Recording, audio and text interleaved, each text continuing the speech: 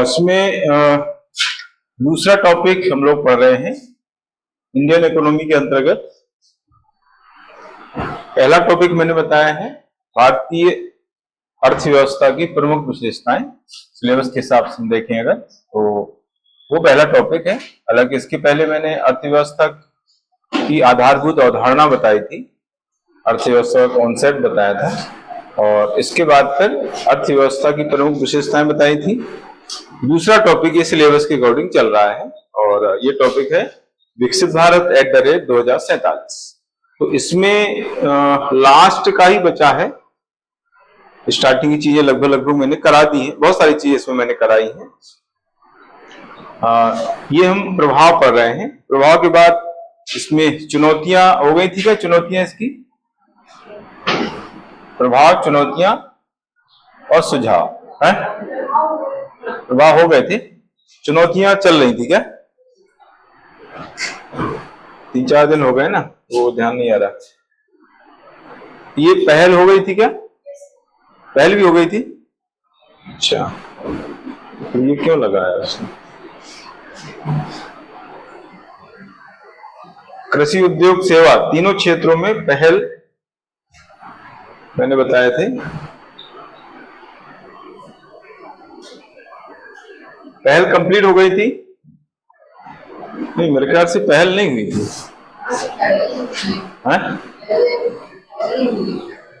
हाँ, वही मुझे लग रहा है।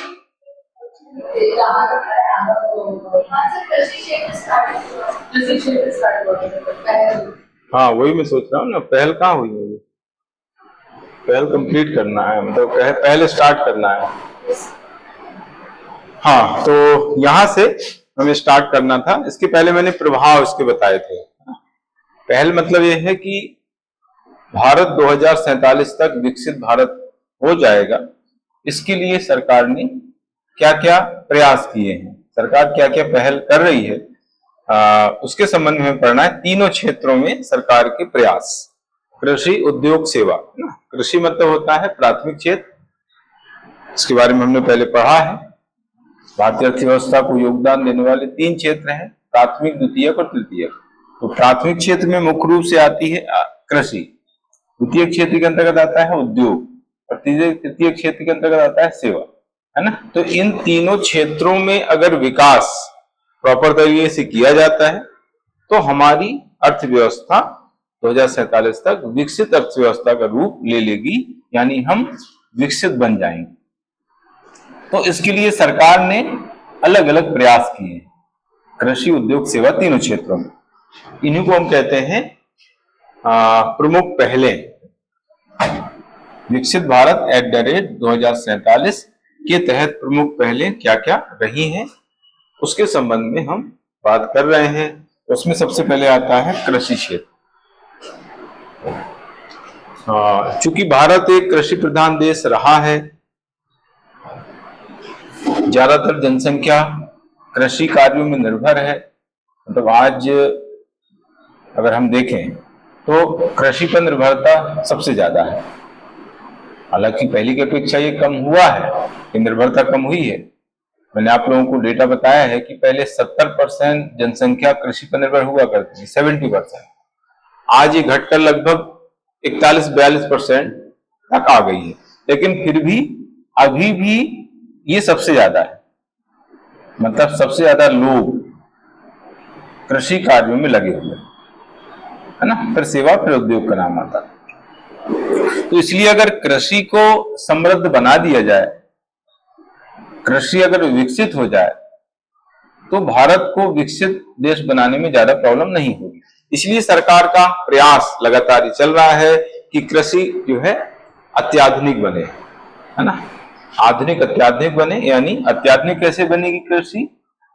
जब कृषि में अत्याधुनिक तकनीक का प्रयोग होगा, नई नई टेक्नोलॉजी यूज होगी कृषि क्षेत्र में, तब जो है कृषि अत्याधुनिक बन जाएगी, है ना। कृषि का अत्याधुनिक बनाना, कृषि को अत्याधुनिक बनाना और कृषि का वाणिज्यीकरण, है ना, 2 चीजें इसमें सबसे इंपॉर्टेंट है।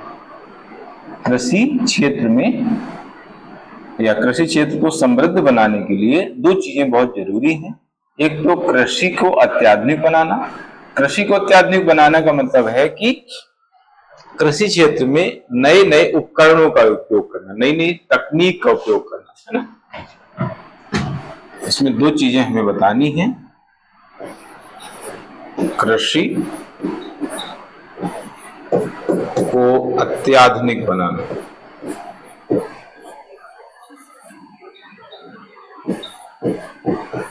अत्याधुनिक बनाना, और कृषि का वाणिज्यीकरण।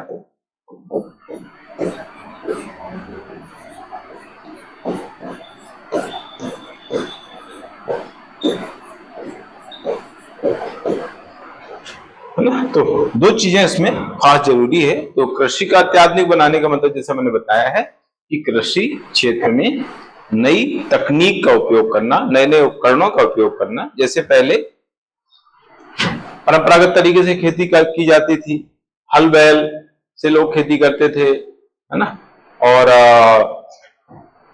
गोबर खाद का यूज किया जाता था। तो अब उसके स्थान पर ट्रैक्टर है, थ्रेसर है, बहुत सारे नए नए उपकरण कृषि क्षेत्र में आ रहे हैं।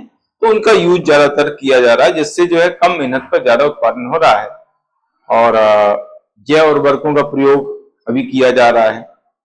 रासायनिक उर्वरकों की बजाय जो है जैव उर्वरकों का प्रयोग ज्यादा आजकल किया जा रहा है, जिससे कृषि की जो गुणवत्ता है, कृषि की जो उर्वरता है, वो बनाए रखने में काफी मदद मिल रही है। रासायनिक उर्वरकों का जो उपयोग है उससे क्या हो रहा है, उससे जो है कृषि की जो उर्वरता वो कम होती जा रही है, और उसके साइड इफेक्ट भी बहुत ज्यादा है ना। बहुत ज्यादा जब हम रासायनिक उर्वरकों का प्रयोग करते हैं तो उससे जो है बहुत सारी बीमारियां हो रही हैं। तो इसके प्रयोग को धीरे धीरे कम किया जा रहा है, और जैव उर्वरकों का प्रयोग ज्यादातर कृषि क्षेत्र में किया जा रहा है। कृषि का वाणिज्यीकरण का मतलब होता है कि कृषि को व्यवसाय के रूप में यूज करना, या इसको व्यवसाय के रूप में अपनाना। व्यवसाय के रूप में अपनाना का मतलब कृषि को लाभ का व्यवसाय बनाना, है ना। कृषि को लाभ का व्यवसाय बनाना यानी कृषि क्षेत्र में उन फसलों का उत्पादन करना जो व्यवसायिक दृष्टि से महत्वपूर्ण, इसको बोलते हैं नकदी फसलें, है ना। दो प्रकार की फसलें होती हैं अगर हम उनके उपयोग के हिसाब से देखें तो, एक खाद्यान्न फसलें होती हैं और एक व्यापारिक या नकदी फसलें होती हैं। खाद्यान्न फसलों में जो ऐसी फसलें आती हैं जो खाने के लिए यूज की जाती है ना।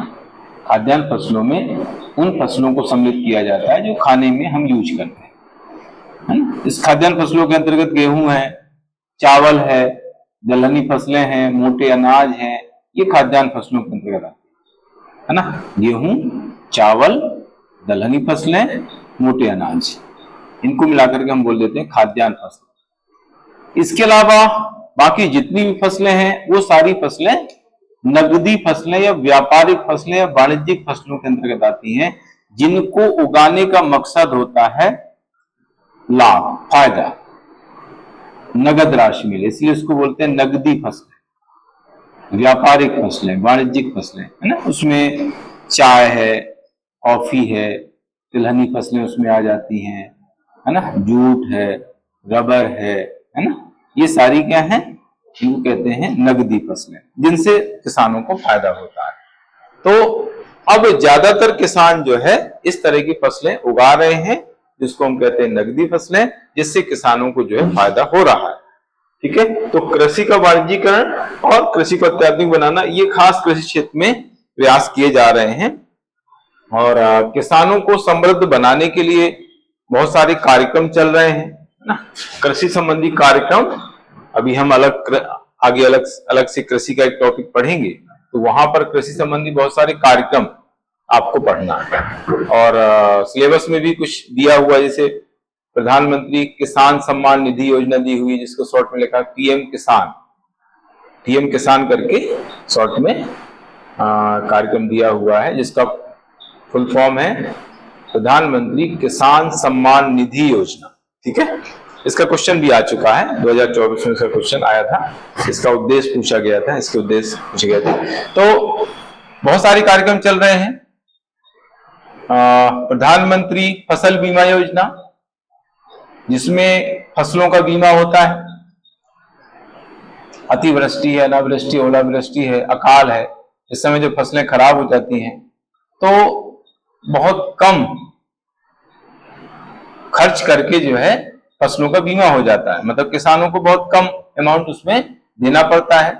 ज्यादातर सरकार जो है किसानों की ओर से प्रीमियम भरती है, और जब फसल खराब हो जाती है तो गवर्नमेंट की तरफ से उस कंपनी की ओर से जो है किसानों को उसका अमाउंट मिल जाता है ना। तो प्रधानमंत्री फसल बीमा योजना है, प्रधानमंत्री किसान सम्मान निधि योजना है। तो इस तरह के बहुत सारे कार्यक्रम चल रहे हैं, जिन कार्यक्रमों के माध्यम से किसानों की आय को दुगना किया जा रहा है, किसानों को समृद्ध बनाया जा रहा है, किसानों की जो आर्थिक स्थिति खराब है उसको सही करने का प्रयास किया जा रहा है। तो ये सारी चीजें जो है कृषि क्षेत्र में पहल के अंतर्गत आपको बताना है, ठीक है। बाकी इसमें लिखा हुआ है कृषि क्षेत्र 2047 तक राष्ट्र को विकसित भारत बनाने की दिशा में आधार स्तंभ होगा। किसानों को तकनीकी रूप से सशक्त बनाने, उनकी आय बढ़ाने और उनको उन्नत करने के लिए प्रधानमंत्री फसल बीमा योजना, ये देखो मैंने अभी बताया था, प्रधानमंत्री फसल बीमा योजना एक्चुअली 2016 में स्टार्ट हुई है, और 2016 में ये मध्य प्रदेश से ही स्टार्ट हुई है, सीहोर से। इसका क्वेश्चन भी आ चुका है, प्रधानमंत्री फसल बीमा योजना का क्वेश्चन पहले आया हुआ है, और प्रधानमंत्री किसान सम्मान निधि पिछले बार ही इसका क्वेश्चन आया है। तो किसानों संबंधित जो बहुत सारे कार्यक्रम चल रहे हैं, उन कार्यक्रम संबंधित क्वेश्चन आज से एक केसीसी है, केसीसी का भी क्वेश्चन पहले आया हुआ है। एक बार शॉर्ट में आया था, वेरी शॉर्ट में आया था, एक शॉर्ट में आया था। केसीसी का मतलब होता है किसान क्रेडिट कार्ड योजना, केसीसी किसान क्रेडिट कार्ड योजना। एक बार केसीसी ही पूछ लिया था उसने, केसीसी शॉर्ट में, है ना, किसान क्रेडिट कार्ड योजना। इसमें किसानों के लिए क्रेडिट कार्ड बन जाता है, इस क्रेडिट कार्ड पर जो है कम रेट पर उनको उधार बैंकों द्वारा दिया जाता है ना। तो ये बहुत सारे कार्यक्रम चल रहे हैं, इन कार्यक्रमों के माध्यम से किसानों को आर्थिक सहायता दी जा रही है ना। तो प्रधानमंत्री फसल बीमा योजना के अंतर्गत केंद्रीकृत किसान संरक्षक हेल्पलाइन 14447 और पोर्टल भी जो विकसित किया जा रहा है। कृषि बीमा सैंडबॉक्स फ्रेमवर्क प्लेटफॉर्म सारथी, है ना, एवं कृषि समुदाय के लिए लर्निंग मैनेजमेंट सिस्टम का शुभारंभ किया गया फरवरी 2024 में। ये स्टार्ट किया गया है, कृषि समुदाय के लिए लर्निंग मैनेजमेंट सिस्टम का शुभारंभ 2024 में फरवरी में किया गया है। किसानों को मदद करने के लिए, किसानों को जो है जागरूक बनाने के लिए, कृषि के क्षेत्र में उनको जागरूक बनाने के लिए, कृषि के क्षेत्र में नई तकनीक उनको बताने के लिए इसके संबंध में बहुत सारे तकनीकी प्रोग्राम चल रहे हैं। ये इंग्लिश में भी उसका उल्लेख किया गया है। इसके अलावा उद्योग के क्षेत्र में क्या क्या प्रयास किए जा रहे हैं? देखो, उद्योग के क्षेत्र में सबसे ज्यादा जो प्रयास हो रहा है अभी वो एमएसएमई के क्षेत्र में हो रहा है। अलग अलग से हम एमएसएमई के बारे में पढ़ेंगे, एमएसएमई के क्षेत्र।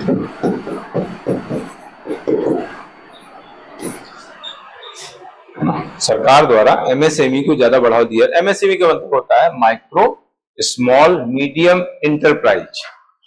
Micro small medium enterprises Hindi में कहते हैं सूक्ष्म लघु एवं मध्यम उद्यम। इसको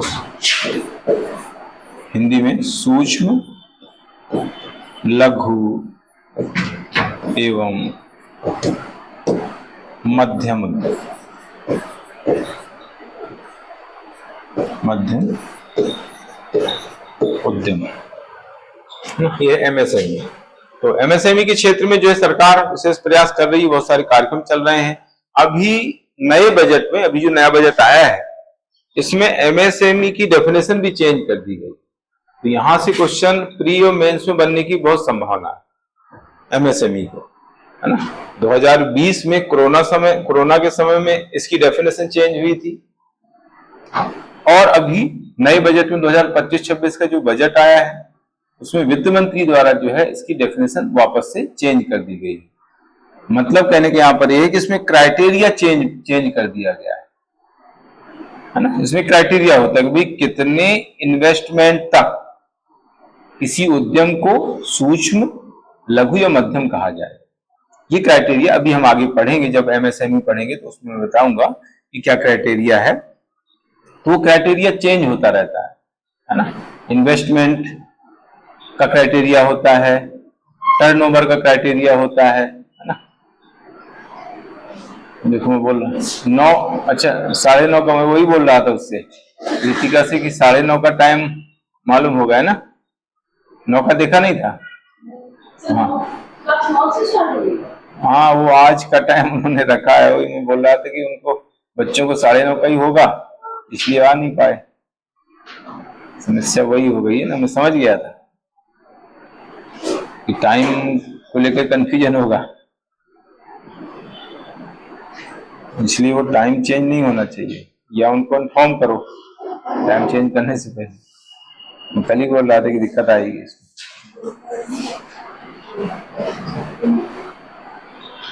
देखा नहीं हो, ग्रुप में तो ऐड होंगे ना, ग्रुप में तो ऐड होंगे। अच्छा ऐड नहीं है क्या? हाँ तो ऐड हो जाना, उससे क्या है पता चलता रहता है। लेकिन टाइम चेंज करने के पक्ष में रहता नहीं हूँ आज के लिए है वैसे वो, बाकी तो वही टाइम रहेगा मेरा, 9:30 ही रहेगा। हाँ तो मैं बता रहा था कि अभी नए बजट में 2025-26 का जो बजट आया है, आम बजट केंद्र सरकार का, उसमें एमएसएमई का जो क्राइटेरिया है वो चेंज कर दिया गया। 2020 के बाद अभी चेंज हुआ, 2020 में चेंज हुआ था कोरोना काल में, और अभी चेंज हुआ है। तो यहां से क्वेश्चन बनने की संभावना ज्यादा है। वो क्राइटेरिया हम जब एमएसएमई पढ़ेंगे तो उसमें बताऊंगा, और इसके लिए बहुत सारे कार्यक्रम चल रहे हैं। सारे कार्यक्रम हम एमएसएमई के टॉपिक में पढ़ेंगे। उद्योग के क्षेत्र में क्या क्या पहले, जैसे मैंने बताया एमएसएमई के क्षेत्र में काम हो रहा है। भारत को विश्व के कंटेंट हब के रूप में स्थापित करने के लिए बेहतर मानव संसाधन, तकनीकी क्षमताओं और उत्पादन से पहले और बाद के लिए प्रोत्साहन दिया जा रहा है। यानी उत्पादन को बढ़ाने के लिए, उद्योग क्षेत्र में उत्पादन को बढ़ाने के लिए नई नई टेक्नोलॉजी का प्रयोग यहाँ पर भी हो रहा है, जैसे कृषि क्षेत्र में किया जा रहा है। CDAC इसका मतलब होता है centre for development of advanced computing. ये तिरुवनंतपुरम यानी केरल में है, ये है ना, केरल की राजधानी है तिरुवनंतपुरम। वहां पर CDAC है, इसको बोलते हैं CDAC। CDAC यानी centre for development of advanced computing, है ना। यहाँ पर जो है कंप्यूटर्स के विकास के लिए काम होता है CDAC में। तो इसके द्वारा विकसित की गई 3 तकनीकों, थर्मल कैमरा, CMOS कैमरा और फ्लीट मैनेजमेंट सिस्टम को 12 उद्योगों में विकसित किया गया है। 12 उद्योगों को इसको प्रदान किया गया है, 3 तकनीकों को। 12 जो उद्योग हैं वहां पर जो है ये 3 औद्योगिक तकनीकों का विकास किया जा रहा है, इनका यूज किया जा रहा है ना। डिजिटल पब्लिक इंफ्रास्ट्रक्चर क्षेत्र में भारत 46% वैश्विक डिजिटल लेन देन कर रहा है, जिससे भारत में नवाचार का एक इंक्यूबेटर बन गया है ना। मतलब टोटल जो डिजिटलाइजेशन है वर्ल्ड में, उसका 46% जो है डिजिटलाइजेशन इंडिया में है, जो सबसे ज्यादा है ना। औद्योगिक क्षेत्र में जो डिजिटलाइजेशन हो रहा है, तो उसमें भारत 46% जो है वैश्विक डिजिटल लेन देन कर रहा है, और ये वर्ल्ड का सबसे ज्यादा है। तो ये उद्योग क्षेत्र में पहल जो चल रही है उसके बारे में है। 100 से अधिक यूनिकॉर्न की उपस्थिति के कारण भारत विश्व का तीसरा सबसे बड़ा स्टार्टअप इकोसिस्टम बन गया है ना। यूनिकॉर्न एक्चुअली जो है ऐसे उद्योग होते, ऐसी कंपनियां होती हैं, यूनिकॉर्न कंपनियां उसको बोलते हैं, यूनिकॉर्न स्टार्टअप। यूनिकॉर्न कंपनी ऐसी कंपनियां होती हैं जिनकी टोटल संपत्ति होती है वो 1 अरब से ज्यादा होती है ना, ऐसी कंपनियों को यूनिकॉर्न कहा जाता है। जिनकी संपत्ति 1 अरब से ज्यादा होती है उनको बोलते हैं यूनिकॉर्न स्टार्टअप। तो 100 से ज्यादा यूनिकॉर्न है, 100 से ज्यादा मतलब लगभग 104 के आसपास अगर हम एग्जैक्ट देखें, भारत में जो है यूनिकॉर्न कंपनियों की संख्या 100 से ज्यादा हो गई है। 100 से ज्यादा का मतलब 104 के आसपास एग्जैक्ट हम कह सकते हैं ये। तो इस तरीके से जो भारत है वो विश्व का तीसरा बड़ा स्टार्टअप इकोसिस्टम बन गया है। उसमें फर्स्ट है यूएसए, सेकंड है चीन और थर्ड भारत का ये है यूनिकॉर्न स्टार्टअप। मतलब यूनिकॉर्न के मामले में भी और ओवरऑल स्टार्टअप इकोसिस्टम के मामले में भी थर्ड है, दोनों में थर्ड है ना। यूनिकॉर्न कंपनियों के मामले में भी इंडिया थर्ड है और स्टार्टअप इकोसिस्टम के मामले में भी इंडिया थर्ड है। अभी हम उद्योग अलग से पढ़ेंगे तो वहां पर जो है इसका जिक्र आएगा। और startup India, stand up India ये कार्यक्रम भी है ना, तो इसको भी हम अलग से पढ़ेंगे ना कार्यक्रम के अंतर्गत। बेरोजगारी को दूर करने के लिए कार्यक्रम स्टार्टअप इंडिया चल रहा है, स्टैंड अप इंडिया चल रहा है। इसके अलावा स्टार्टअप करके आपके उद्यमिता वाले टॉपिक में भी ये है, उद्यमिता वाला जो सिलेबस है ना, तो वहां पर भी जो स्टार्टअप इंडिया करके एक टॉपिक दिया हुआ है, ठीक है, तो उसमें भी पढ़ना है। और कृषि क्षेत्र में स्टार्टअप वहां पर भी दिया हुआ है, मतलब 2 जगह स्टार्टअप अलग से सिलेबस में दिया हुआ है। इसी यूनिट में आगे देखेंगे तो वहां पर लिखा हुआ है स्टार्टअप। और चौथे पेपर के सेकंड पार्ट में भी स्टार्टअप दिया है ना, इसी में दिया है फर्स्ट यूनिट में। मतलब इस पेपर की जो पेपर पढ़ रहे हैं थर्ड पेपर, उसकी फर्स्ट यूनिट में दिया हुआ है और फोर्थ पेपर की फर्स्ट यूनिट में भी दिया हुआ है। मतलब कृषि क्षेत्र में स्टार्टअप है वो। और फोर्थ पेपर में जो उद्यमिता वाला टॉपिक है पहली यूनिट, वहां पर भी स्टार्टअप करके दिया हुआ है, 2 जगह स्टार्टअप दिया हुआ है। तो मतलब आप मानो कि इस तरह क्वेश्चन तो कहीं ना कहीं आपको मिलना ही है, या तो थर्ड पेपर में मिलेगा या फोर्थ पेपर में मिल जाएगा, ठीक है। और ये एक्चुअली जब हम गरीबी पढ़ते हैं, बेरोजगारी पढ़ते हैं, तो वहां पर भी स्टार्टअप इंडिया करके कार्यक्रम चल रहा है, तो वहां पर भी उसका जिक्र करना पड़ता है हमें, है ना। गरीबी बेरोजगारी करके एक टॉपिक इकोनॉमी के अंतर्गत सेकेंड यूनिट में दिया हुआ है, गरीब बेरोजगारी। तो जब हम गरीब बेरोजगारी के निवारण के लिए कार्यक्रम पढ़ते हैं तो वहां पर भी startup India, stand up India कार्यक्रम पढ़े जाते हैं, ठीक है। तो ये बहुत इंपॉर्टेंट है। तो आगे बात समझ में, 100 से अधिक यूनिकॉर्न है। यूनिकॉर्न का मतलब होता है ऐसी कंपनी जिसकी संपत्ति 1 अरब से ज्यादा होती है, उसको हम बोल देते हैं यूनिकॉर्न, है ना। और इस मामले में यूनिकॉर्न कंपनियों के मामले में, यानी सबसे ज्यादा यूनिकॉर्न कंपनियां अभी अमेरिका में है, सेकंड नंबर पर चाइना है और थर्ड नंबर पर इंडिया का नाम आ रहा है। स्टार्टअप इकोसिस्टम, स्टार्टअप्स जो है सबसे ज्यादा कहां पर हो रहे हैं, तो उस मामले में अमेरिका फर्स्ट है, चाइना सेकंड है और इंडिया थर्ड, ठीक है। तो ये छोटी छोटी चीजें जो है आपको प्री में भी आ जाती है एग्जाम में, और मेंस में भी कहीं ना कहीं आपको लिखना पड़ता है। इसके बाद सेवा क्षेत्र के अंतर्गत नई शिक्षा नीति 2020 का उद्देश्य है हैकाथन, नवाचार, अटल टिंकरिंग लैब्स,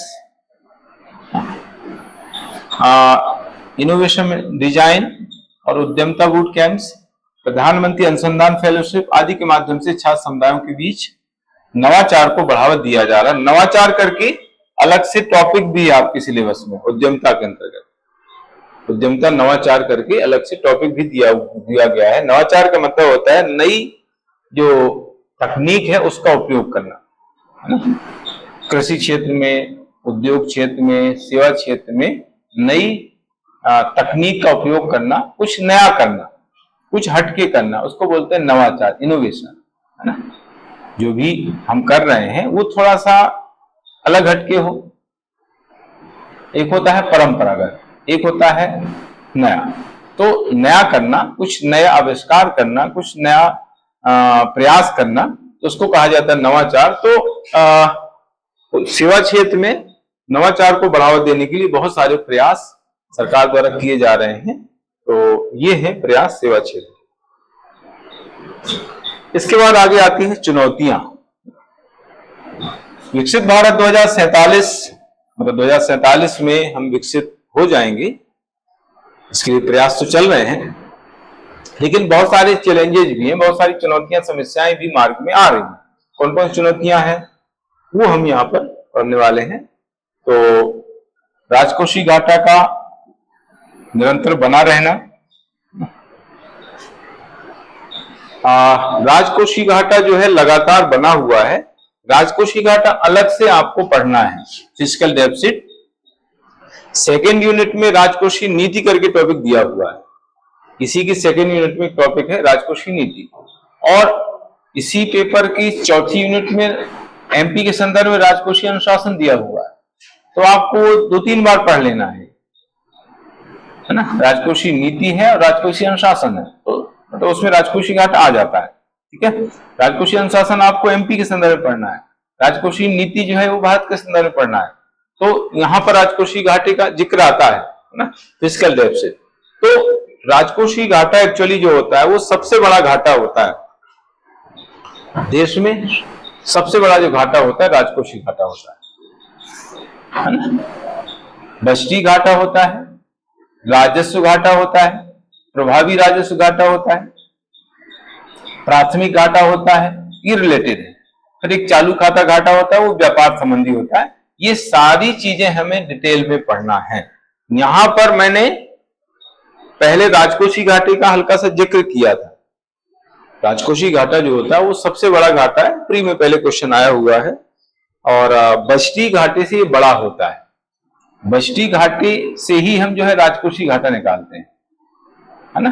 बजटीय घाटे में क्या होता है, आगामी जो वर्ष है, यानी मान ली 2025-26 का बजट बना, तो इसमें कितनी आय हुई और कितना व्यय हुआ, यानी आय की अपेक्षा व्यय ज्यादा इसमें अगर है ना, आय कम है और व्यय ज्यादा है, तो उसको हम बोल देते हैं बजटीय घाटा। जो हमने बजट अनुमान तैयार किए हैं, सरकार ने जो बजट अनुमान तैयार किए हैं आगामी वर्ष के, यानी 2025-26 के, तो उसमें आय तो कम हो रही है हमें, लेकिन व्यय ज्यादा है हमारा, तो क्या हो जाएगा, बजटीय घाटा हो जाएगा। उसमें राजस्व, आय की मदें, आय व्यय की मदें भी इसमें सम्मिलित हैं, और पूंजीगत आय व्यय की मदें इसमें सम्मिलित है ना। तो दोनों मदों को मिला करके राजस्व मदें। अभी हम पूरा डिटेल पढ़ेंगे तब आपको एक एक चीज क्लियर होगी।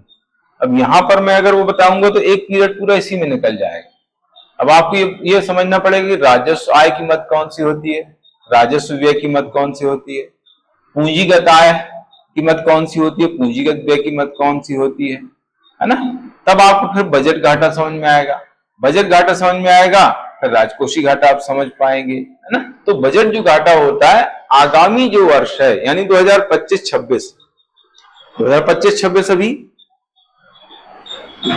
आने वाला है, अभी आया नहीं है ये। कभी जो वित्त वर्ष चल रहा है, कौन सा चल रहा है, ये अभी 2024-25 है। और ये कब तक चलेगा, 31 मार्च तक चलेगा। आज कौन सी डेट हो गई, हाँ 17 है ना। तो अभी मार्च एंड चल रहा है, तो 31 मार्च तक जो है ये अभी चलेगा 2024-25 का वित्त वर्ष। फिर 1 अप्रैल 2025 से स्टार्ट हो जाएगा 25-26 का वित्त वर्ष। तो 2025-26 का जो वित्त वर्ष है, इसमें सरकार को अगर आय की अपेक्षा व्यय ज्यादा है, यानी इनकम कम है और खर्च ज्यादा है, तो उसको हम कहेंगे बजटीय घाटा, ठीक है। बजटीय घाटे में सरकार की जो देनदारियां हैं, यानी सरकार को जो चुकाना है, इस बजटीय घाटे के अलावा, बजटीय घाटे के अलावा बात कर रहा हूं, इस बजटीय घाटे के अंदर जो सरकार को चुकाना है वो तो उसमें सम्मिलित हो गई।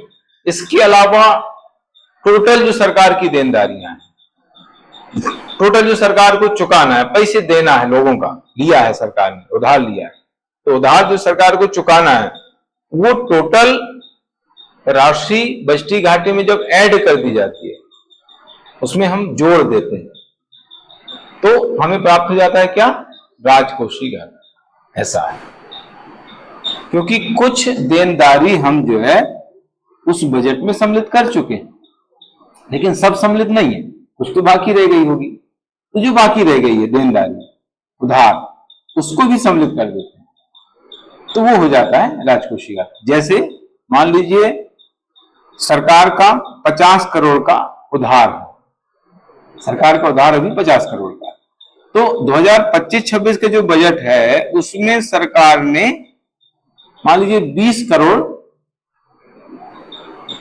का जो उधार है वो चुकाने का उसमें इंक्लूड कर लिया कि भाई हम 2025-26 में 20 करोड़ जो उधार हमारे ऊपर है वो हम चुका दें। 20 करोड़ तो सम्मिलित हो गया, बचा कितना, 30 करोड़, 50 करोड़ टोटल उधार है मान लीजिए, एक एग्जाम्पल बता रहा हूं मैं, है ना। तो 20 करोड़ तो सम्मिलित हो गया तो बजटीय घाटा में आ गया वो, लेकिन अभी 30 करोड़ जो सरकार को और देना है तो 30 करोड़ उसमें और सम्मिलित हो जाएगा, प्लस हो जाएगा, किसमें, बजटीय घाटे में। बजटीय घाटे में 30 करोड़ जो बचा हुआ है सरकार का उधार जो चुकाना पड़ेगा फ्यूचर में, वो भी अगर सरकार उसमें सम्मिलित कर देती है तो वो बन जाएगा क्या, राजकोषीय घाटा। ये राजकोषीय घाटा होता है, यानी राजकोषीय घाटे के बाद कोई बचे ही नहीं, तो सब कुछ आ गया ना।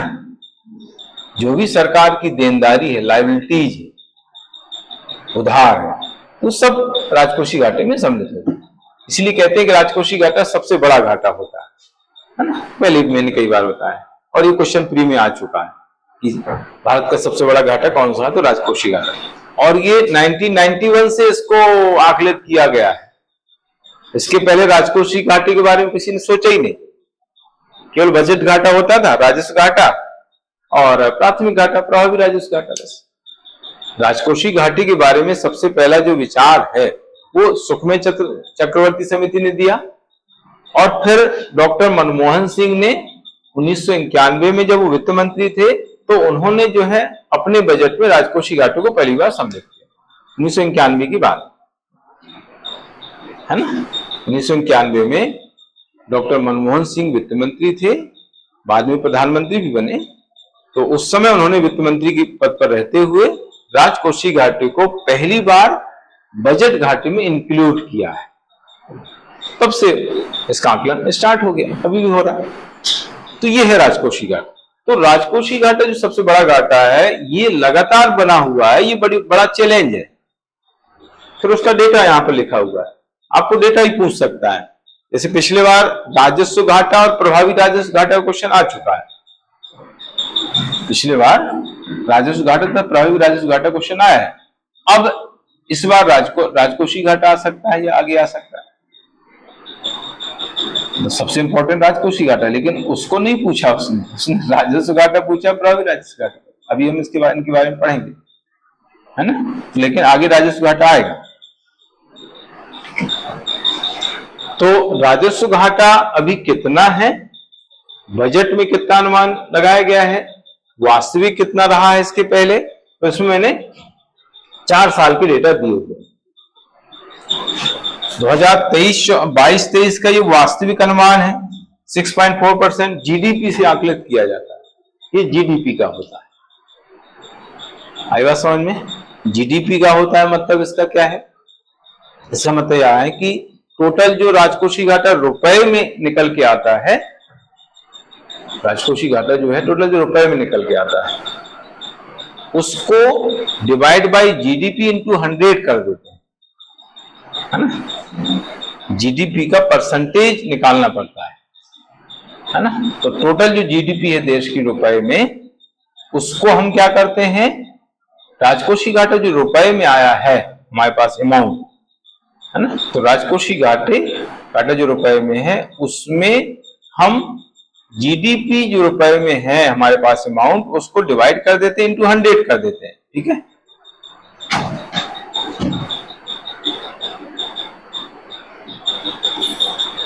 देखो जीडीपी के रूप में राजकोषीय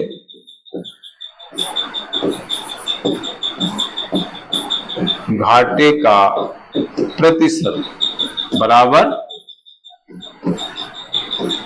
राजकोषीय घाटा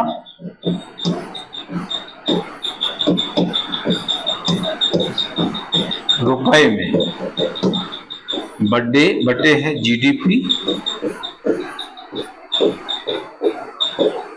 रुपए में इंटू 100, ऐसा है, ऐसे निकालते हैं, है ना। जीडीपी नेशनल इनकम अलग से हम पढ़ेंगे, ये टॉपिक ही आएगा, इसके आगे एक टॉपिक आएगा, है ना, वहां पर पढ़ेंगे। जीडीपी मतलब होता है ग्रॉस डोमेस्टिक प्रोडक्ट, सकल घरेलू उत्पाद, इसको डिटेल में पढ़ेंगे, ठीक है। तो ऐसे हम जीडीपी के परसेंटेज के रूप में राजकोषीय घाटा निकालते हैं, ठीक है। जीडीपी के रूप में राजकोषीय घाटे का परसेंटेज। तो 2023-24 में वास्तविक अनुमान 6.4%, फिर 2023-24 में ये कम हो गया है, फिर 5.6%। 24-25 ये अनुमान है एक्चुअली, है ना, 24-25, क्योंकि अभी तो वित्त वर्ष चल ही रहा है, अभी वास्तविक तो हो ही नहीं सकता। वास्तविक अनुमान हमारे पास कब आएगा, जब ये वित्त वर्ष कंप्लीट हो जाएगा। वित्त वर्ष कंप्लीट हो जाने के 2-3 महीने बाद हमें जो है ये अनुमान पता चलता है, वास्तविक अनुमान, इसलिए संशोधित है। 2024-25 में 4.8% संशोधित है, और 2025-26 का जो बजट है उसमें 4.4% का बजट अनुमान, इसको कहते हैं बजट अनुमान, इसको यहां पर लिख लेना, बजट अनुमान, ठीक है। एक बजट अनुमान होता है, फिर एक होता है संशोधित अनुमान, फिर होता है वास्तविक अनुमान। 3 प्रकार के अनुमान होते हैं, बजट अनुमान, संशोधित अनुमान और वास्तविक अनुमान। जब बजट बनता है तो उस समय जब आकलन किया जाता है राजकोषीय घाटा या प्राथमिक घाटा, चालू खाता घाटा, जो भी, तो उसको हम बोल देते हैं बजट अनुमान, क्योंकि अभी अनुमान हमने बजट में लगाया। फिर क्या होता है, बीच में वो अनुमान जो लगाया गया है उसमें फेरबदल कर दिया जाता है अर्थव्यवस्था के हिसाब से, अर्थव्यवस्था में किस तरह से ग्रोथ हो रही है या अर्थव्यवस्था में कोई प्रॉब्लम आ रही है, तो उसको संशोधित कर दिया जाता है, उसको बोलते हैं संशोधन। अब जैसे ये 4.4 है, अब इसमें संशोधन बीच में हो सकता है नहीं भी हो, है ना, यही कहीं रखें, या हो सकता है तो बीच में अगर कुछ फेरबदल होता है उसको बोलते हैं संशोधन अनुमान। जब वित्त वर्ष कंप्लीट हो जाता है तब उसको हमको वो क्या बोलते हैं, वास्तविक अनुमान। लास्ट में वित्त वर्ष कंप्लीट होने के 2 महीने बाद जो है हमें वास्तविक आंकड़ा पता चल जाता है, इसके हम बोलते हैं वास्तविक अनुमान। तो 3 तरह के इसमें डेटा मैंने बताए हुए, और ये बहुत इंपॉर्टेंट है, ये आपको सेकेंड यूनिट में भी काम आएंगे, लगातार ये आपको यूज में आएंगे, ठीक है।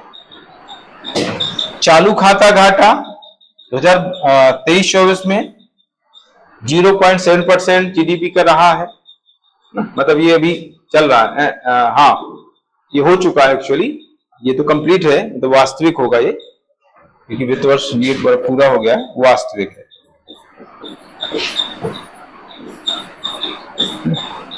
चालू खाता घाटा एक्चुअली ये विदेशी व्यापार से जुड़ा हुआ है, विदेशी व्यापार से जुड़ा हुआ है, भुगतान संतुलन जुड़ा हुआ है। ये जब हम विदेशी व्यापार पढ़ेंगे तो वहां पर इसका जिक्र आएगा, है ना, विदेशी व्यापार के वहां पर इसका जिक्र आएगा, तो हम वहां पर डिटेल में पढ़ेंगे। जैसे जब ये घाटा होता है तब कब होता है, जब हम आयात ज्यादा करते हैं, निर्यात कम करते हैं, है ना, मतलब हमारे यहां से भुगतान विदेशों में ज्यादा होता है और विदेशों से भुगतान हमें कम होता है, तो इस तरह का जो घाटा होता है उसको बोलते हैं चालू खाता घाटा। मतलब हमने ज्यादा पैसे बाहर जाके खर्च किए और बाहर वाले विदेशी लोग हमारे यहाँ खर्च कम कर रहे हैं, तो हमें घाटा होगा, है ना, मतलब हमारी जेब से पैसे ज्यादा बाहर खर्च हो रहे हैं, उनकी जेब से हमारे यहाँ खर्च कम हो रहा है, तो ये चालू खाता घाटा होता है ना, ये विदेशी व्यापार से जुड़ा हुआ है। मान लीजिए जैसे बाहर से हमने ज्यादा वस्तुएं बुलाई अब अमेरिका से कोई वस्तु आती है, हम उसको खरीदते हैं, तो वो पैसा कहाँ जा रहा है? अमेरिका जाएगा। हमारे यहाँ की वस्तुएं अमेरिका जा रही हैं, तो अमेरिका वाले उसको खरीदेंगे तो वो पैसा हमारे यहाँ पर आएगा। लेकिन आप देखते हैं कि हमेशा यही होता है कि आयात कम होता है, आयात ज्यादा होता है हमारे यहाँ और निर्यात कम होता है। यानी हम बाहर से वस्तुएं ज्यादा बुलाते हैं, यहाँ की बाहर वस्तुएं कम जाती हैं। हमारे यहाँ पर पर्यटक कम आते हैं, हमारे यहाँ के पर्यटक विदेश में ज्यादा जाते हैं, है ना। लंदन है, पेरिस है, न्यूयॉर्क है, सिंगापुर, थाईलैंड, लोग ज्यादा जाते हैं, है ना, ज्यादा खर्च करके आ जाते हैं। और विदेशी लोग हमारे यहाँ कम आते हैं, वो कम कम खर्च करते हैं। फिर यहाँ के लोग जो है शादी विवाह भी बाहर करते हैं, है ना। बीच में एक कंपटीशन हो गया कि विराट कोहली ने बाहर जा करके शादी की, रिसेप्शन दिया, है ना। तो रणवीर सिंह, उन्होंने भी जो है विदेश में जाके शादी की, है ना। तो ये भी चालू खाता घाटा बढ़ाते रहते हैं। फिर यहाँ के बच्चे विदेश में पढ़ रहे हैं, वो भी बाहर जाके खर्च कर रहे हैं। वो आपने ये कम सुना होगा कि विदेशी लोग यहाँ पर पढ़ रहे हैं, है ना। फॉरेन के बच्चे यहाँ कहाँ पढ़ते हैं? हमारे यहाँ के बच्चे जाते हैं बाहर पढ़ने, है ना। अभी यूक्रेन में युद्ध चल रहा था, उस समय भी हालांकि चल रहा था, उस समय बहुत से बच्चे फंस गए थे, तो उनको लाया गया। कोरोना काल में कितनी प्रॉब्लम हुई, कोरोना काल में जो है बहुत से बच्चे बाहर पढ़ रहे थे, उनको लाना पड़ा यहाँ, है ना। तो ये है। इसके अलावा विदेशी शूटिंग होती है, विदेशों में शूटिंग होती है ना, बहुत सारी फिल्मों की शूटिंग विदेशों में ही होती है। अब यहाँ का पैसा वहां जाकर खर्च करते हैं, है ना। इसके अलावा कुछ शो, जैसे वो खतरों के खिलाड़ी, वो भी बाहर ही शूट हुआ था, है ना। रोहित शेट्टी का कार्यक्रम है ना, खतरों के खिलाड़ी, कलर्स में आता है, अभी हो गया, कंप्लीट हो गया, तो वो विदेशों में ही शूट होता जा रहा था, है ना। तो ये अब मतलब ये सब देखो तो कितना खर्च होता है। यहाँ के लोग बाहर कितना खर्च करके आते हैं। कई बार आईपीएल भी यहाँ नहीं हुआ इंडिया में, आईपीएल यहाँ की प्रतियोगिता है, लेकिन आईपीएल दुबई यूएई में हुआ, बीच में हुआ था ना। तो अब यहाँ का पैसा पूरा वहां खर्च हो रहा है, लोग देखने वहां जाते हैं तो वो भी तो खर्च करते हैं। तो ये सब से क्या हो रहा है, भुगतान संतुलन जो है वो प्रतिकूल हो रहा है और चालू खाता घाटा ज्यादा हो रहा है। ये है चालू खाता घाटा। इन सब चीजों में चालू खाता घाटा बढ़ता रहता है, और इनको बढ़ाने में सब ये सेलिब्रिटी जो है इनका योगदान है ना। जैसे विराट कोहली का बोलते हैं, विराट कोहली का पानी बाहर से आता है ना, बताते हैं, पता नहीं आता है कि नहीं आता, है ना। लोग जो है यहाँ की चीजें पसंद नहीं करते हैं, इंपोर्टेड चीजें ज्यादा पसंद करते हैं, है ना। बाहर से खाना बुलाना, बाहर से कपड़े आना, और इलाज करवाना है तो विदेश जाते हैं इलाज करवाने। तो ये सब क्या है, यहाँ का पैसा वहां आप खर्च कर रहे हो।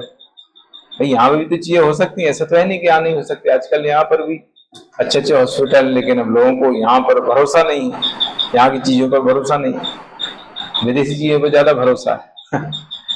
तो ये सारी चीजें हैं, इस वजह से ज्यादा खर्च लोग बाहर कर रहे हैं। बाहर का इंडिया का जो पैसा है विदेश में जाके खर्च कर जाते हैं, और विदेशी लोग यहाँ पर खर्च नहीं करते हैं। तो ये भुगतान संतुलन प्रतिकूल होना, चालू खाता घाटा, व्यापार घाटा, सब इसी वजह से तो बढ़ रहा है ना, इनका योगदान है। ठीक है, तो ये है चालू खाता घाटा, जो अभी तो फिर भी ये कम हो गया है।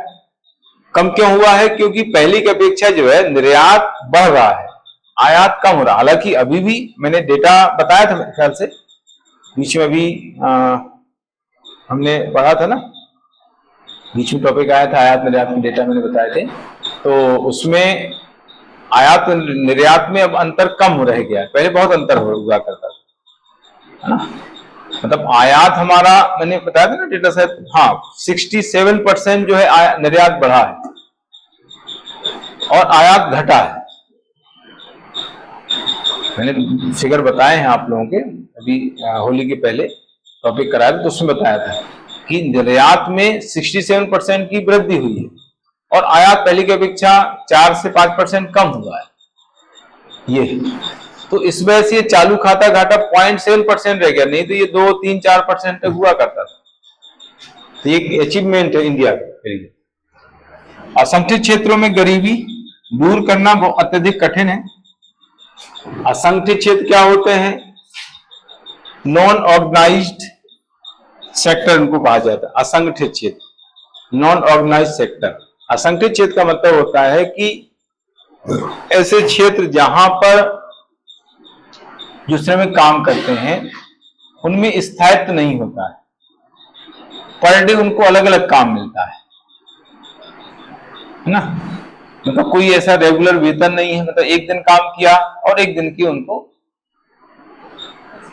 तनख्वाह मिल गई, फिर अगले दिन उसको दूसरी जगह काम करना है और अगले दिन तीसरी जगह काम करना है ना। आप देखते होंगे कि कुछ ऐसे प्लेसेस होते हैं जहां पर सुबह से मजदूर खड़े हो जाते हैं। यहाँ पर भी ये जूनी इंदौर के आसपास मेरे ख्याल से एरिया है, हाँ मूसाखेड़ी हो गया, जूनी इंदौर, तो वहां पर खड़े हो जाते हैं। तो जिनको मान लीजिए काम करवाना है तो वहां पर वो जाएगा, वो व्यक्ति वहां से 1 या 2, 3 मजदूरों को लेके आ जाएगा, काम करवाएगा, उनको मजदूरी दे देगा और खत्म। फिर दूसरे दिन वो दूसरी जगह चले जाएंगे।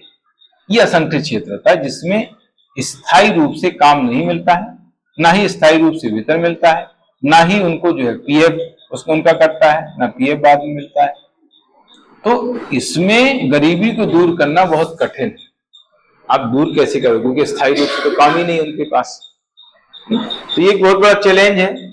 श्रम पोर्टल में 30 करोड़ लोगों में से 94% की जो आय है 10,000 से कम है, मंथली आय है, ये मंथली है ना। 94% ऐसे 30 करोड़ लोगों का सर्वे हुआ है। 30 करोड़ लोगों में से जो है 94% ऐसे हैं जिनकी जो इनकम है वो प्रतिमाह 10,000 से कम है। ये प्रतिमाह है।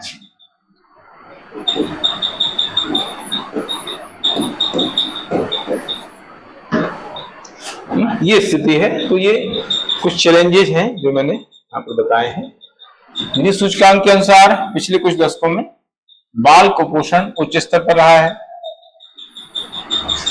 5 वर्ष तक की आयु के जो बच्चे हैं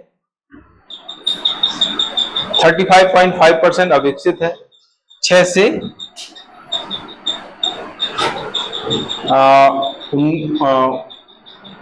59 माह के 6 वर्ष से 6 से 59 माह के बच्चे जो है 67% अविकसित है ना। मतलब ये मंथ लिखा है, ये ईयर लिखा हुआ है ना, क्योंकि कुपोषण का जो आकलन है वो 5 वर्ष से कम उम्र के बच्चों में किया जाता है। 0 से 5 वर्ष तक के जो बच्चे उनमें कुपोषण का आकलन किया जाता है।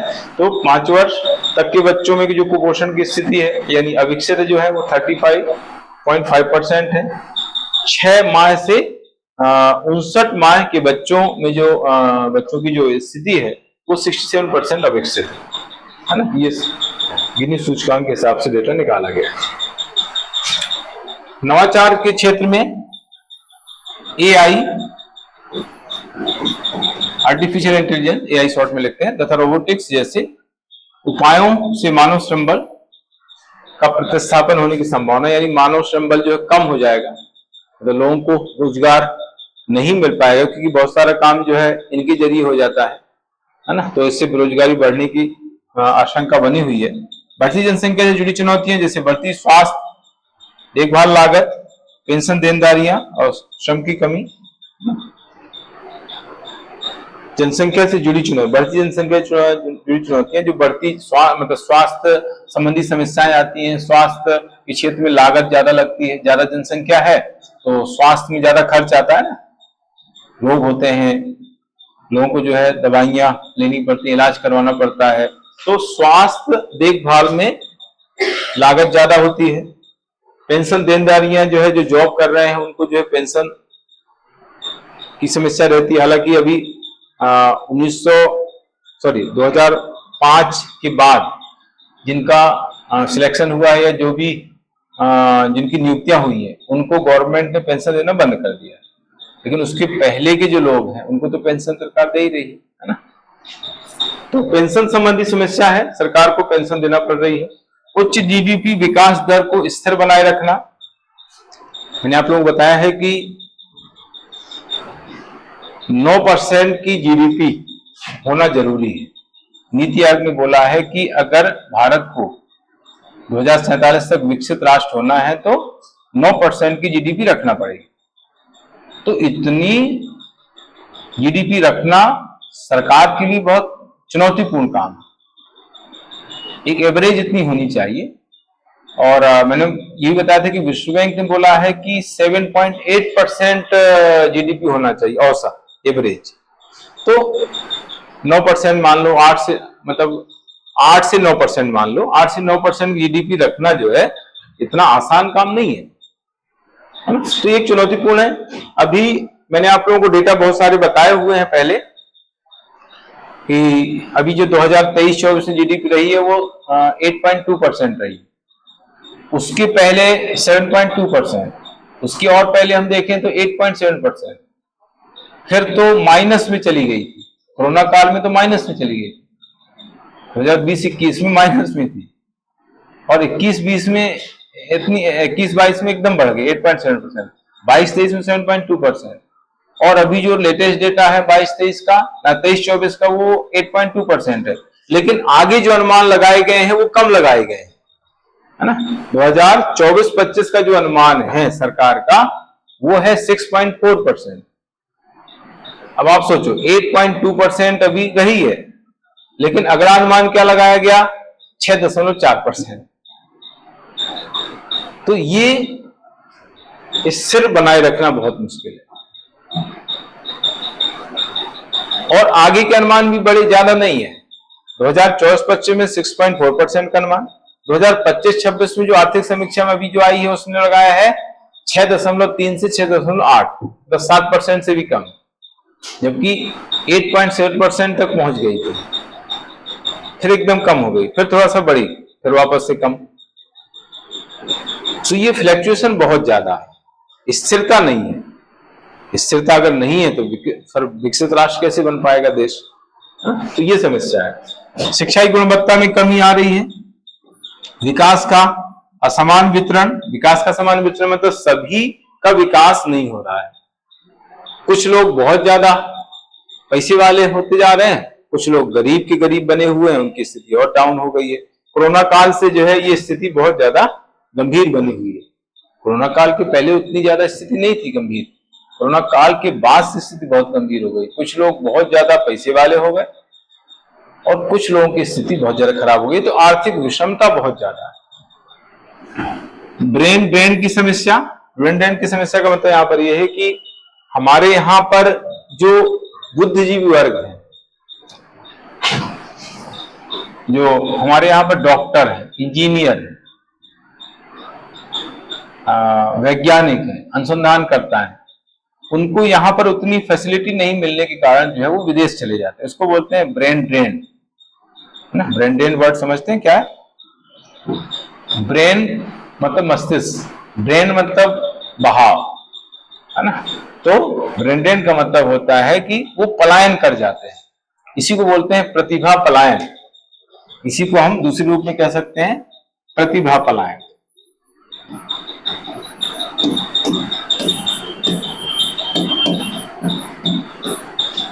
यही है प्रतिभा पलायन, है ना। जितनी भी प्रतिभाएं हैं, जितने भी बुद्धिजीवी वर्ग हैं, योग्य लोग हैं, दक्ष लोग हैं, उनको यहां पर संभावनाएं नहीं दिखती हैं, विकास की संभावनाएं नहीं दिखती हैं। उनको ऐसा लगता है कि हम यहां पर ज्यादा विकास नहीं कर पाएंगे देश में रहकर, तो विदेश चले जाते हैं।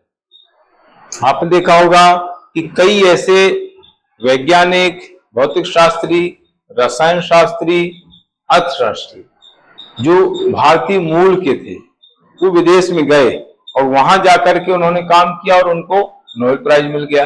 उसमें आता है भारतीय मूल की, जैसे हरगोविंद खुराना भारतीय मूल के अमेरिकी वैज्ञानिक, उनको नोबेल प्राइज मिला। चंद्रशेखर वेंकट रमन भौतिक शास्त्र में, उनको भारतीय मूल के वैज्ञानिक, बहुत सारे ऐसे, है ना। यहीं के थे वो, लेकिन विदेश चले गए, वहां पर उन्होंने काम किया क्योंकि उनको वहां पर फैसिलिटी मिली, सुविधाएं मिली, वहां पर उन्होंने काम किया, उनको अवार्ड मिला, है ना। तो इस तरीके से अमर सेन बहुत बड़े अर्थशास्त्री हैं, वो भी भारतीय मूल के हो गए, है ना। भारत से वो भारतीय मूल के हो गए क्योंकि यहाँ पर उनको उतनी फैसिलिटी नहीं मिली, उनको संभावना उतनी नहीं दिखी, ठीक है। तो ये है ब्रेन ड्रेन की समस्या। गरीबी का दुष्चक्र, गरीबी मैंने बताया है बीच में, अभी हम आगे इसको पढ़ेंगे। रोजगारी का व्यापक रूप, बेरोजगारी की समस्या बहुत ज्यादा है। महिला श्रम बल भागीदारी कम है, 37% है, यानी टोटल जो श्रम बल है उसमें 37% महिलाओं की भागीदारी है ना। श्रम बल भागीदारी में, श्रम बल का मतलब होता है लेबर फोर्स, उनकी भागीदारी कम है महिलाओं की कार्य करने में, ठीक है। भुखमरी की समस्या, देखिए विश्व भुखमरी सूचकांक 2024 जो आया है नया, उसमें भारत का जो स्थान है वो 105वां है, कुल देश जो है 127, यानी 127 देशों में भारत का जो भुखमरी के मामले में जो स्थान है वो 104 है ना, और गंभीर श्रेणी में भारत को रखा गया। अब उनके पैमाने क्या है, अभी तो खैर इस बार पाकिस्तान से ऊपर है हम, इसके पहले जो रिपोर्ट आई थी उसमें पाकिस्तान से भी नीचे भारत को रखा गया। मतलब वो आश्चर्यजनक बात है कि उन्होंने कैसे सोचा। सबको पता है कि पाकिस्तान में क्या स्थिति है, लोग भूखे मर रहे हैं, लेकिन भारत को पाकिस्तान से नीचे रख दिया उन्होंने। तो भारत सरकार ने इसका पूरा विरोध किया कि ये क्या हो रहा है। पूरी दुनिया जानती है कि पाकिस्तान की हालत क्या है, लेकिन भारत को उससे नीचे आप रख रहे हैं, क्या है। तो अभी तो उन्होंने भारत को ऊपर रखा है, ये हालत है ना।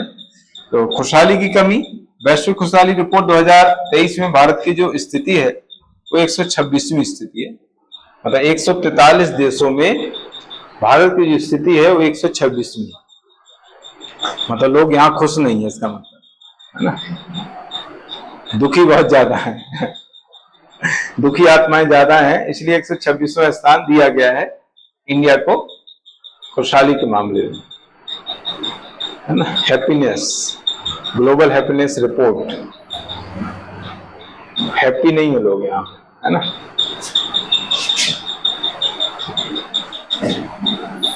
इसके बाद सुझाव इसमें कुछ दिए गए हैं कि कैसे हम विकसित राष्ट्र बनेंगे। तो इसमें सुझाव में एक तो निवेश को प्रोत्साहन,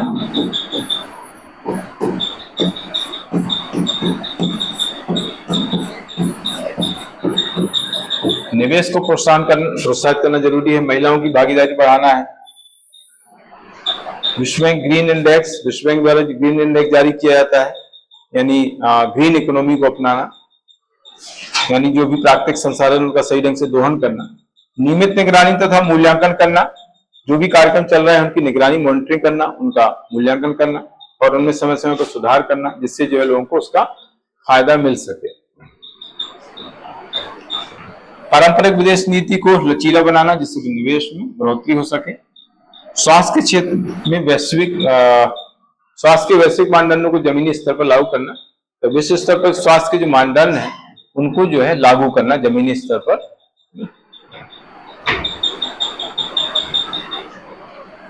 तकनीक का नियंत्रित रूप से उपयोग करना, आधुनिक तकनीक का उपयोग करना। विकास संबंधी जो कार्यक्रम है उनके लक्ष्य समूह को सम्मिलित करते हुए उनका प्रभावी क्रियान्वयन करना। जो भी कार्यक्रम है उन कार्यक्रमों में लक्ष्य समूह का मतलब होता है जिसको लक्ष्य मान करके वो कार्यक्रम बनाया गया है, क्रियान्वित किया जा रहा है, तो उस समूह को सम्मिलित किया जाए और उसकी जो डिमांड है, उसकी जो जरूरत है, उसके हिसाब से उस कार्यक्रम को बनाया जाए, उसका क्रियान्वयन किया जाए। जैसे SC/ST के लिए कोई कार्यक्रम चल रहा है तो SC/ST के जो लोग हैं उनसे राय ली जाए, उनसे फीडबैक लिया जाए कि भाई आपको क्या चाहिए है, जो कार्यक्रम चल रहा है वो कार्यक्रम आपके लिए लाभप्रद है कि नहीं है, आपको फायदा मिल रहा है कि नहीं मिल रहा है। तो इस तरीके से उस लक्ष्य समूह को सम्मिलित करते हुए कार्यक्रमों का निर्माण करना और उनका क्रियान्वयन करना और उनसे समय समय पर फीडबैक लेना, फीडबैक के हिसाब से उस कार्यक्रम में परिवर्तन करना, संशोधन करना।